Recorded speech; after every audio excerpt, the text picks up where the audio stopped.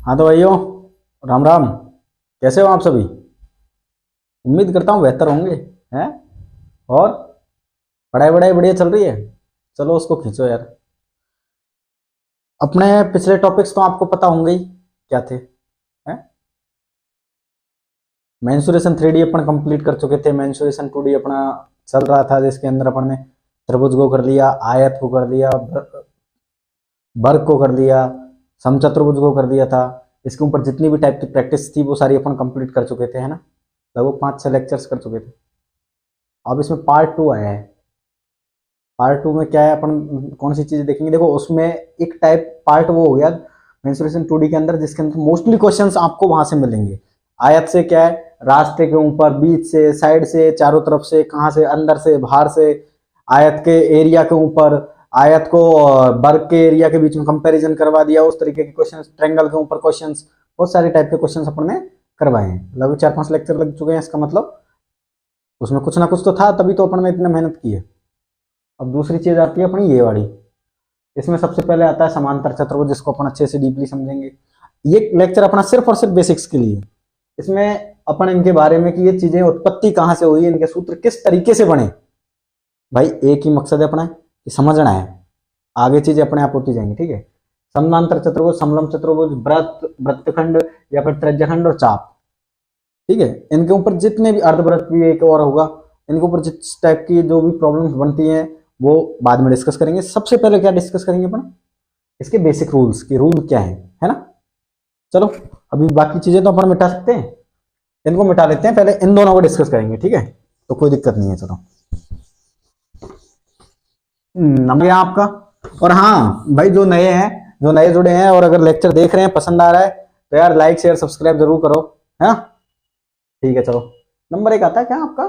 समांतर चतुर्भुज। और समांतर चतुर्भुज का फॉर्मूला क्या है, मैं पहले सीधा ये बता देता हूं, एरिया। फिर ये आया कहां से वो अपन बताएंगे। इसको मान लेते हैं ए, इसको मान लेते हैं बी, और ये हो गया एच। समझाएंगे सारी चीजें कहां से कैसे, ए इंटू एच। ठीक है सरकार? अब कहानी ये आती है कि भैया ये ए इंटू एच कहां से आया। अपने लिए पहला क्वेश्चन यही है। दूसरा आता है पेरीमीटर। वो तो खैर सबको पता है और कोई बड़ी बात नहीं है, उसमें एक्सप्लेन करने की जरूरत भी नहीं है, और अपन करेंगे भी नहीं। 2a+b। ठीक है सरकार? अब यहां क्वेश्चन ये उठता है कि a इंटू एच क्यों? पहली बात तो a इंटू एच ही क्यों भाई? इस तरीके से आयत तो है नहीं। कहानी समझाते हैं छोटी सी। ये क्या डाला है? ए पॉइंट से अपन ने सामने वाली भुजा डीसी पे क्या डाला है अपन ने? लंब एच। ठीक, तो इनके मध्य की डायरेक्ट दूरी कितनी होगी? एच।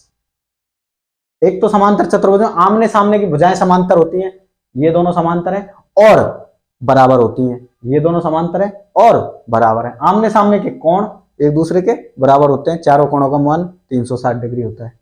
सारी चीजें आपको पहले से पता थी। तो आयत में इसमें डिफरेंस क्या है? आयत में भी तो चारों वो आमने सामने की भुजाएं बराबर होती है, फिर डिफरेंस क्या है? आमने सामने कोण उसमें भी बराबर होते हैं, फिर डिफरेंस क्या है? डिफरेंस है, डिफरेंस ये है, उसमें चारों एंगल 90 डिग्री के होते हैं, इसमें चारों 90 के नहीं है, बस आमने सामने के बराबर है, आमने सामने की भुजाएं बराबर है। ठीक है? दो समांतर भुजाएं, समांतर भुजाओं का मतलब है जिनके बीच में हमेशा अंतर बराबर। रेल की पटरियां कभी एक दूसरे क्रॉस करती हैं? नहीं करती। अगर इनके अंदर माइनर 1 डिग्री का भी वो है, समांतर नहीं है, माइनर बिल्कुल हल्का सा वो टिल्ट है, यहां तो अपन को ज्यादा दिखाना पड़ेगा तभी आपको दिखेगा, हल्का सा भी टिल्ट है ना, 10,000 20,000 50,000 किलोमीटर आगे जाके एक दूसरे क्रॉस करेंगे। समांतर ये कहता है कि कभी लाइट में कहीं तक ले जाओ, अमेरिका ही ले जाओ भाई, खींचते खींचते, तो ये एक दूसरे को ये क्रॉस कभी नहीं करेंगे। ठीक है? इसकी प्रॉपर्टीज बताई। अब आता है कि ये क्यों। ठीक है? ठीक है, ये लंब डाल दिया यहां से इस भुजा पे। ठीक है? इस भुजा को और आगे बढ़ाया हमने थोड़ा सा। ठीक है? एक लंब यहां से, एक लंब और डालेंगे अपन यहां से, इसकी भी है होगी। इसके पैरेलल इसको आगे सीधा खींचा, इसके पैरेलल इस जो बी पॉइंट है, ए पॉइंट से लंब डाल दिया डीसी पे, और ये सी डैश मान लो। ठीक है। ए पॉइंट से डी सी डैश पे लंब डाला, ये आ गया, और बी पॉइंट से डाला, ये आ गया। अब बन क्या गया, ये एक गौर फरमाओ, ये बन गया एक आयत, आमने सामने की भुजाएं।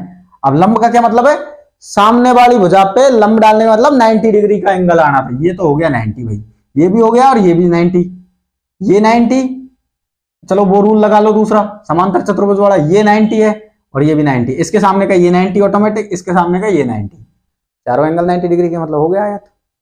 आयत का सूत्र क्या होता है, याद है? आयत का सूत्र होता है अपने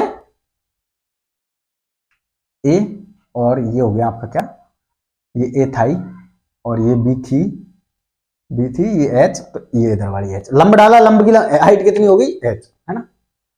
यहां से हमने एक्स कम किया था, जितना इधर ये डिफरेंस आया है ना, जितना ये डिफरेंस है उतना ही ये आगे बढ़ी है। इसका मतलब ये दोनों, ये ए और ये ए बराबर है। अगर ये आमने सामने वाली दोनों बराबर हैं तो फिर ये डिफरेंस ऑटोमेटिक बराबर है कि नहीं है भाई, जितना बढ़ा है उतना घटा है, ठीक है। तो इस आयत का क्षेत्रफल क्या हो गया, ए इंटू एच, ठीक है। अब एक चीज समझ में आ रही है आपके, कॉमन सेंस की छोटी सी, ए इंटू एच में क्या था, ये चतुर्भुज था, ठीक है सरकार, ये चतुर्भुज था या नहीं था, ये था। इसमें ये एरिया नहीं है, फिर भी ऐड हुआ है।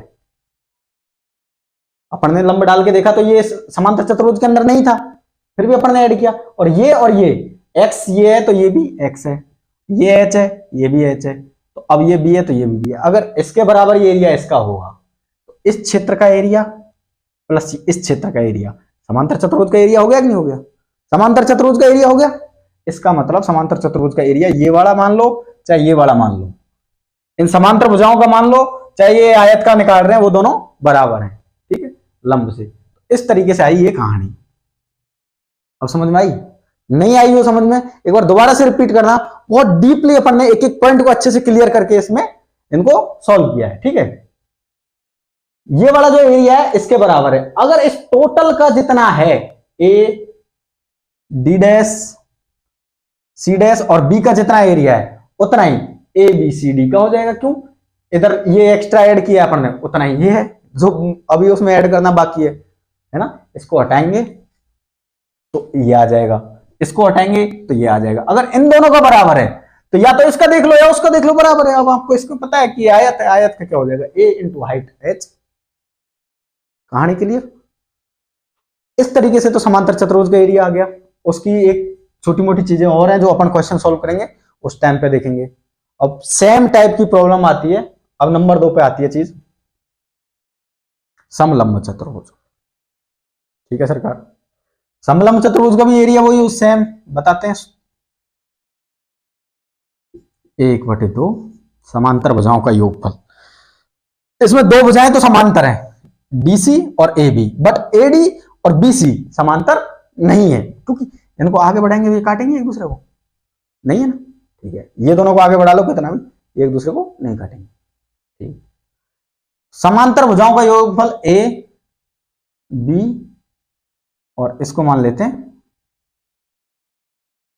सी, स्मॉल सी में। तो समांतर भुजा क्या है, ए और ए, समांतर भुजाओं की लंबाई कितनी है, ए प्लस बी, समांतर भुजाओं का योगफल ए प्लस बी इनटू उनके मध्य की दूरी मतलब लंब, इस पॉइंट से डाल दिया लंब,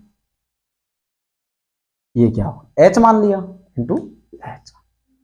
भैया मेरे को इससे मतलब है कि आया कहां से, आ गया मान लिया, याद है रट लिया, आया क्यों कहां से आया, ये जिस दिन जान गए ना ये चीजें आपके कंसेप्ट से, डीप कंसेप्ट, जिस दिन आप क्वेश्चन सॉल्व करोगे ना ये चीजें समझ में आएंगी आपको। मान लो आपने इसको आगे बढ़ाया और इसको भी आगे बढ़ाया, ठीक है सरकार, है। चलो आगे नहीं बढ़ा रहे अपन, इसमें लंब डालते हैं दोनों पॉइंटों से। ये बी पॉइंट है, ए पॉइंट से लंब डाला अपन ने यहाँ पे, ये तो आ गया डी डैश, और इस पॉइंट से डाला ये आ गया सी डैश, ठीक है। इसकी भी एच, इसकी भी एच। अब आपको पता है दोनों जगह से लंब डाल दिया, इन दोनों की तो बराबर होगी। अगर लंब डाला तो ये 90 तो ये भी 90, इसके सामने का ये 90, इसके सामने का ये 90, बन गया आयत। आमने सामने की भुजाएं बराबर। डी डैश और सी डैश के मध्य की दूरी कितनी हो जाएगी? टोटल तो होगी बी, लेकिन इनके मध्य की दूरी कितनी हो जाएगी? डी डैश और सी डैश के मध्य की ए हो गई। मतलब ये बन गया A D dash C dash B, एक आयत। आयत का याद है आपको क्या होता है? A into H. आयत का क्या हो गया? ए इंटू एच प्लस ये त्रिभुज और ये त्रिभुज। अगर भैया एक सीधी रेखा है, इस पे 90 डिग्री एक ये कौन होता है, तो ये कितने का होता है? टोटल 180 का। अगर इधर वाला 90 का है तो इधर वाला ऑटोमेटिक 90 का। ये किसका? 90 का। आपको बताया था समकोण चतुर्भुज का क्षेत्रफल क्या होता है? 1/2 आधार इंटू ऊंचाई। 1/2 आधार को इसको मान लेते हैं x और इसको मान लेते, अरे मेरे भाई इतना दिमाग नहीं लगा ना कि ये सारा रटना पड़ेगा, नहीं एक बार समझ लो ना यार, आया कहां से। बाकी याद ये अपने आप हो जाएगा, रट्टा खोरी की जरूरत नहीं है। मैं बस ये बता रहा हूं आया क्यों और कैसे, किस तरीके से, किस वजह से। आप कहते हो ना कि यार फॉर्मूले आया क्यों, रट क्यों रहे हम, अब तो वो भी तो पता होना चाहिए ना। रटने को तो हम कंक्लूजन पे पहुंचे, नॉट ए बिग डील। ठीक है, 1/2 आधार क्या हो गया? बाई। चलो उधर वाले कर लेते हैं पहले, एक्स वाले को इजी रहता है। एक्स इंटू ऊंचाई क्या है? H plus 1/2 by into H. इधर वाले त्रिभुज का ये 1 2 3, ये 3 आकृति बन गई। फर्स्ट आकृति सॉरी सेकंड ये इसका ये रहा, थर्ड का ये रहा। ये मैं कह सकता हूं कि आपके इसके बराबर है। ये प्रूफ करके और दिखाते हैं कैसे है बराबर। ऊपर वाला मिटा लें, चलो मिटा लेते हैं। जिनको नोट करना है नोट कर लो, और स्क्रीनशॉट ले लो तो स्क्रीनशॉट ले लो, नहीं तो यार वीडियो पॉज करके कर लिया करो ना, क्या दिक्कत है। ठीक है, 1 मिनट रुको। अब अपन क्या कर रहे हैं इसमें, ये दे दिया आपको मैंने, ठीक है, A into H 1/2 x into H, इस पूरे का लेसा ले लिया हमने। ठीक है सरकार, तो क्या आ गया? 2 पूरे का। इसमें 2 है, इसमें 2 है, इसमें नहीं है, तो 2 इंटू ए एच। वो तो जानते ही हो, लेसा लेना, A H plus x H plus by H. ठीक है सरकार, एच एच एच कॉमन ले लिया पूरे में से, 2a प्लस एच, और 2 भी कॉमन आ गया तो h/2 वो सॉरी x प्लस बाई। यार एक छोटा सा क्वेश्चन है मेरा आपसे, आप क्या 2a को ऐसे लिख सकते हो? a प्लस ए लिख सकते हो, नहीं लिख सकते? a प्लस ए क्या हो गया? 2a लिख सकते हो, कोई बड़ी बात नहीं है। चलो लिख दो, फिर लिख सकते हो तो लिख दो, हैं क्यों ही दिमाग लगाना है। मैं थोड़ा सा आपको लग रहा होगा कि यार क्यों इतना अंदर जा रहे हैं भैया, ये कहानियां आपको बाद में समझ में आएंगी क्यों अंदर जा रहे हैं। ठीक है, h/2 a plus X plus Y. अब आपको एक क्वेश्चन पूछूं, ये पूरी b क्या है? b क्या है? a plus X plus Y, यही तो है। b क्या है? a plus X plus Y, a plus X plus Y, यही था कि नहीं था? पहुंच गए भैया, जहां से निकले थे वहीं लौट के आ गए। तो क्या आ गया? h/2 a plus X plus Y की जगह क्या रख सकते हैं हम? पूरे की जगह b, यही तो था। क्या? 1/2 समांतर भुजाओं का योगफल a plus B into H. अब इसका फॉर्मूला एक बार शब्दों में और लिख देता हूं, 1/2 समांतर, एक तो बोर्ड नहीं है ना इसलिए लिखने में दिक्कत आ रही है, भुजाओं का योग इंटू लंब। ठीक है भाई, एरिया। कहानी समझ में आई? क्यों, क्या, कैसे, सब क्लियर है ना अब कि ये चीजें कहां से उत्पत्ति हो रही है यार भाई, इनको क्लियर कर लो, हैं? चलो अब अगले टॉपिक पे चलते हैं अपन, सर्कल पे, है ना।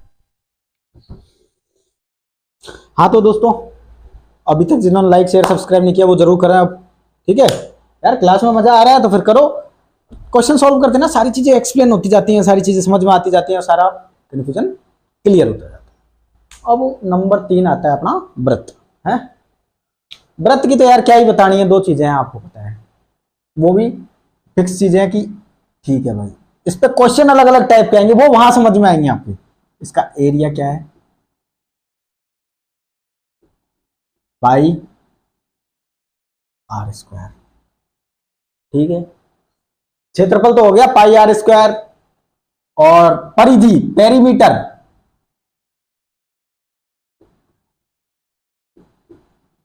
परिधि हो गई 2, आगे आ गया 2 पाई आर, ठीक है सरकार। आपने एक चीज शायद इंटीग्रेशन डिफरेंशिएशन अभी तक नहीं पढ़े, इंटीग्रेशन डिफरेंशिएशन आप पढ़ते ना तो वहां आपको समझ में आता।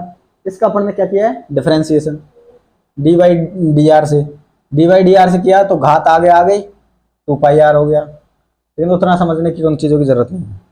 ये दोनों चीजें होगी, एरिया पाई आर स्क्वायर, परिधि 2 पाई आर स्क्वायर। कंसेप्ट जहां समझने को होंगे वहां मैं खुद आपको समझा दूंगा, बता दूंगा क्या चीज है। दूसरा आता है अर्धवृत्त। अर्धवृत्त में ये चीज ध्यान रखनी है, भैया आपने इसको बीच में से काट डाला, बीच में से काट दिया, निकल के एक तीसरा फेस हो आया, फेस नहीं है, फेस तो अपना 3D में आएगा, निकल के एक लाइन और आ गई, क्योंकि यहाँ बात चल रही है 2D में। ये परिधि तो क्या हो जाएगी, आधी है यार, तो पाई आर प्लस, आपसे बात करता है ना कि उसके पृष्ठीय क्षेत्र कितना है, उसकी टोटल बाहरी जो लंबाई है, एक तार है, बात करता है वो एक तार है, खोखला तार, उसको इस तरीके से बनाया जाता है, उसकी तार की लंबाई कितनी होगी, उससे एक तार से मिला करके एक अर्धवृत्त बनाया जाता है। आपसे क्वेश्चन दिया जाता है, आपने तार को तोड़ा, इस तरीके से घुमा दिया, अब आपसे पूछता है तार की लंबाई क्या होगी, आप ये थोड़ी कहोगे पाई आर के बराबर होगी, रेडियस दे दी आपको उसने, उस जो अर्धवृत्त बनाया जा रहा है उसकी त्रिज्या इतनी है, क्या होगी पाई आर, तो ये, और क्या हो जाएगी ये 2r, या फिर इसको डायमीटर भी कह सकते हैं d है, तो ये तो होगी परिधि।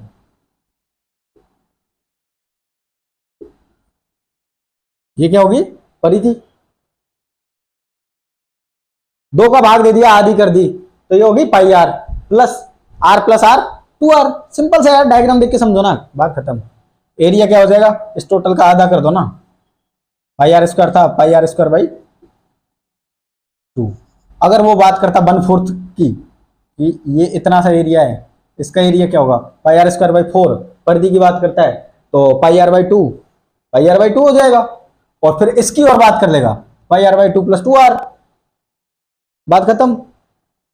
अब इस पे बहुत अच्छे अच्छे तार वाला जो क्वेश्चन बताया था मैंने, इस तरीके के क्वेश्चन बहुत बार एग्जामों में आते हैं और उन चीजों को समझना है। अब इसमें इंपॉर्टेंट टॉपिक एक ये आता है त्रिज्याखंड, इसके बाद में अपन इस त्रिज्याखंड को समझते हैं। इन पे जो चीजें थी आपको समझा दी। अब त्रिज्याखंड क्या है, एक्चुअल में ये त्रिज्याखंड एक वृत्त से निकाला हुआ भाग है,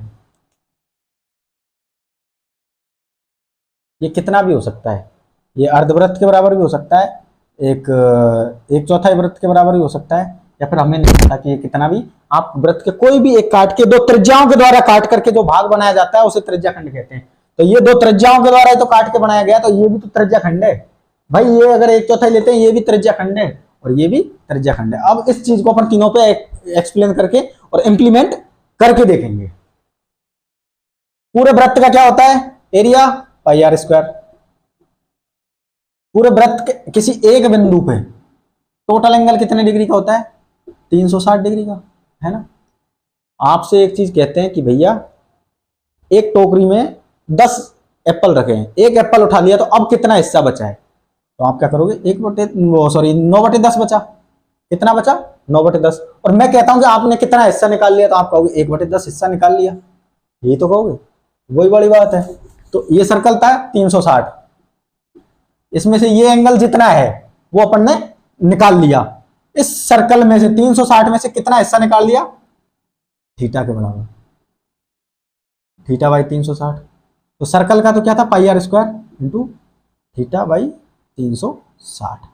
ये समझ में आना जरूरी है कहां से क्यों आ रहा है।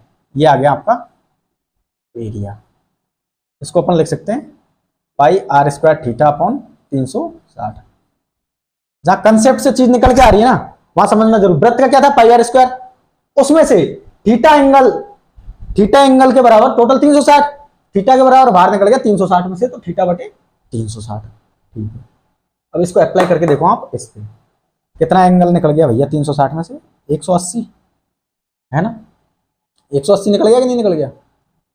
तो 180 करोगे आप, पाई आर स्क्वायर 180 बटे 360, कितने बार कट गया, 2, क्या आ गया, पाई आर स्क्वायर बाई 2।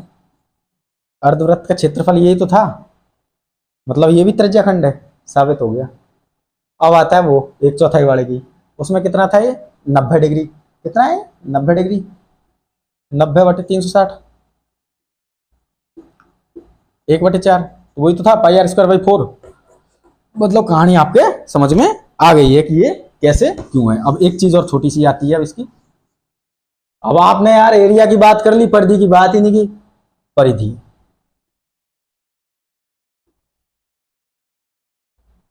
इस परिधि की बात करते हैं, तो अगर ये आपसे कहता है चाप की लंबाई, तो ये तो हो गया चाप, ठीक है। इसमें भी अगर वक्रीय पृष्ठ की लंबाई की बात करता है तो पाई आर हो जाएगा, और संपूर्ण उसकी बात करता है आपसे, अब इसमें भी वही बात कर रहा है चाप की लंबाई, तो ये एल क्या हो जाएगी, क्या हो जाएगी, वही फॉर्मूला अप्लाई कर दो, 2 पाई आर इंटू थीटा बटे 360, 2 से 180 रह गया। 2 पाई आर ही तो होती है टोटल परिधि, पाई आर थीटा अपॉन 180। अब था इसमें कुछ यार, इन चीजों को समझो, क्लियर करो। अब इसको अप्लाई करके देख लो, 180 बाई 180 परिधि को अप्लाई करके देखोगे आप तो क्या आ जाएगा, थीटा की जगह 180, 180 से 180 कट गया तो क्या बच गया, पाई आर। तो ये क्या था, चाप की लंबाई एल, और अपने भी यहां भी चाप की लंबाई मैं वक्र पृष्ठ पहले ही बोल चुका था, ये एल क्या है, पाई आर है कि नहीं। कहानी समझ में आई। इस पे भी अप्लाई करके देख लो ना इस फॉर्मूले को, ये तो सबका बाप है, ये सबका बाप है, ठीक है। ये टोटल एंगल कितना 360, तो 360 बटे 360 1, तो पाई आर स्क्वायर एरिया है। चलो आज की क्लास में अपन ने जितने भी कॉन्सेप्ट्स थे उनको क्लियर किया, कुछ अगर रह भी गए होंगे तो उनको अपन क्वेश्चनों के साथ साथ में अच्छे से क्लियर करेंगे। और दोस्तों कुछ समय के लिए बीच में थोड़ा सा एक ब्रेक आ गया था, जिसकी वजह से अपन क्लासेज अच्छे से नहीं कर पाए थे। अब दोबारा से क्लासेज अच्छे से करेंगे साथ में, है ना, मिलके साथ में खड़े रहो, अपन अच्छे से मेहनत करते रहेंगे, आप भी मेहनत करो, मैं भी मेहनत करता हूँ। और दूसरी चीज, लाइक शेयर सब्सक्राइब नहीं किया तो वो जरूर कर लें, हैं। चलो आज के लिए गुड नाइट, राम राम, और अपनी मेहनत जारी रखो। और कंसेप्ट समझ में आए हो तो कमेंट में जरूर बताओ। ओके चलो निकलो, पढ़ाई करो।